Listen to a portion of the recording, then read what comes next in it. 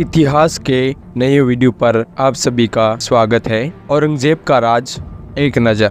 औरंगजेब का शासनकाल मुगल इतिहास में सबसे लंबा और सबसे चुनौतीपूर्ण समय था। वह एक कठोर शासक था जिसने मुगल साम्राज्य को धार्मिक कट्टरता और सैन्य अभियानों के बल पर बनाए रखने की कोशिश की। उनके शासन की शुरुआत 1658 में हुई, जब उन्होंने अपने पिता शाहजहां को बंदी बनाकर सत्ता हासिल की और अपने भाइयों को सत्ता संघर्ष में हराया। सत्ता में आने के बाद औरंगजेब ने शरिया कानून के आधार पर शासन चलाया और कई पुराने रीति रिवाजों पर पाबंदियां लगाई।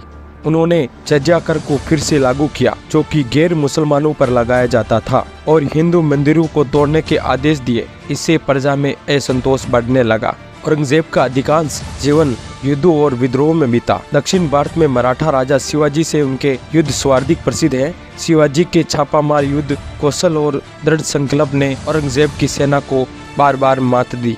शिवाजी के बाद उनके पुत्र संभाजी और फिर मराठों के अन्य नेताओं ने औरंगजेब के खिलाफ संघर्ष जारी रखा। मराठों के अलावा राजपूत, सिख, जाट और अन्य समुदायों में भी विद्रोह का स्वर बढ़ने लगा। औरंगजेब ने साम्राज्य का विस्तार करने के लिए अपने अंतिम वर्ष दक्षिण में बिताए। 1680 के बाद उन्होंने मराठा साम्राज्य को पूरी तरह से कुचलने की कोशिश की और इस कार्य में कई वर्षों तक लगे रहे, लेकिन मराठों की छापामार नीतियों, उनके व्यापक स्थानीय समर्थन ने औरंगजेब को थका दिया। 1705 तक आते आते औरंगजेब की उम्र और कमजोर हो गई थी और वे शारीरिक तथा मानसिक रूप से थक चुके थे। दक्षिण भारत में उनकी सेनाएं लगातार कमजोर पड़ रही थी और उनके विरोधियों का बल बढ़ता जा रहा था। अपने अंतिम दिनों में उन्होंने एक पत्र लिखा था जिसमें उन्होंने अपने जीवन के पापों और असफलताओं के प्रति पछतावा व्यक्त किया। 3 मार्च 1707 को अहमदनगर के पास उलदाना में 88 वर्ष की आयु में उनका निधन हुआ। औरंगजेब ने अपने लिए